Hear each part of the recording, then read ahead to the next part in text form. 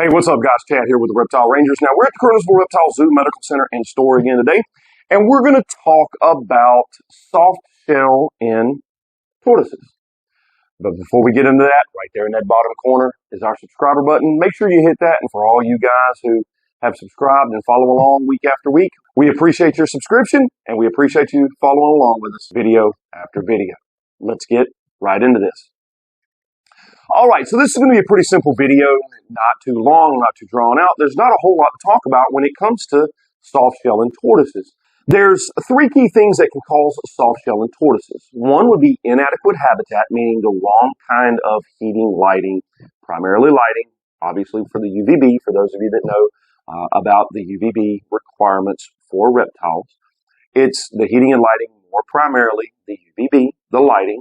Now, another thing that can cause that is a calcium deficiency. A lot of reptiles, when it comes to their food, a lot of the food that they eat does not have a lot of calcium in it. It's not calcium rich. So in order for them to get the calcium that they need, we have to either add calcium to the diet, or we have to give them foods that are going to be calcium rich. Certain species of tortoises obviously eat certain things. Certain other species of tortoises eat other things. Some species of tortoises will have a more varied diet, and that varied diet may have calcium-rich nutrients inside of the food.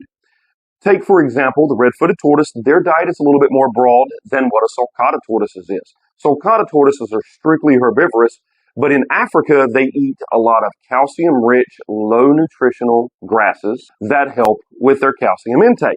Over in our ecosystem here in the Americas, we have a lot of high nutritional, meaning high protein, high calories, high nutritional content in food, but it's very low in calcium. So the high proteins can cause what's known as that pyramiding, which is a type of MBD. The additional issue that can cause the soft shell is just the aforementioned vitamin D deficiency, which would be a type of MBD. Let me explain here with this being said. Soft shell in tortoises, especially for babies, comes from the shell, the carapace, or the plastron, not hardening the way that it's supposed to. This is bone, this is bone, just like our bones. But the thing about their bones is as they hatch, the shells are softer. So the bones harden over time to create that hard armor plating. With that hardening, that is their protective outer plating. It covers and protects all of the internal organs and everything within inside of the turtle or tortoise. Now, when you have a tortoise that is otherwise hard, you can feel it, you can kind of push, you can mash, you can push on the plastron a little bit, and it's fairly hard. But then all of a sudden you pay attention, maybe weeks later, months later, and it's quite a bit softer, it's more pliable, it's not getting the right stuff. I would say probably 70-75% of the time, if the shell starts getting soft, it's not got the right UVB. And I'm going to tell you, the trash from pet stores, and a lot of people are going to Amazon going, oh, well, I didn't go to a pet store, I went to Amazon. You still went to a freaking pet store just because you were cheap. Okay, you wanted to get something cheaper. You got the same garbage the pet store sells. Okay, the same junk. Go back in some of our videos and you'll see better UVB sources than the tubed or the curly trash. UVB sources, the standard store-bought or Amazon-bought UVB sources are just junk. They don't work. Check our videos.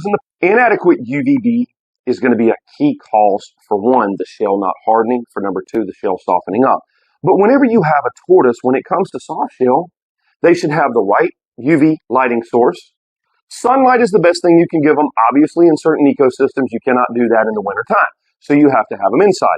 Mercury vapor is the best source. Hands down, mercury vapor is the best source. It's the only thing that we sell. It's the only thing our customers use.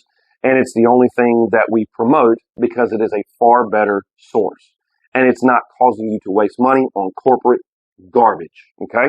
In addition to the lack of UV source, natural sunlight, mercury vapor, or whatever UVB source may actually be used or utilized in that particular instance, improper diet with the wrong supplementation in it, naturally or added, meaning calcium and vitamin D3, that can also cause soft shell to happen. Either occur initially, or if the shell was somewhat hard and it starts softening up, causes the occurrence to happen from a lack of those three things. When it comes to tortoises and turtles, these animals are pretty simplistic. They're fairly straightforward. Amazing companion pets, especially the tortoises, not so much water turtles, but tortoises are absolutely awesome.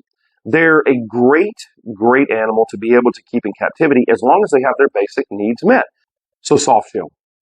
Soft shell is simplistic. Let's go back to the start. Lack of proper habitat requirements, improper or no calcium, improper or no vitamin D3 inside the diet as well.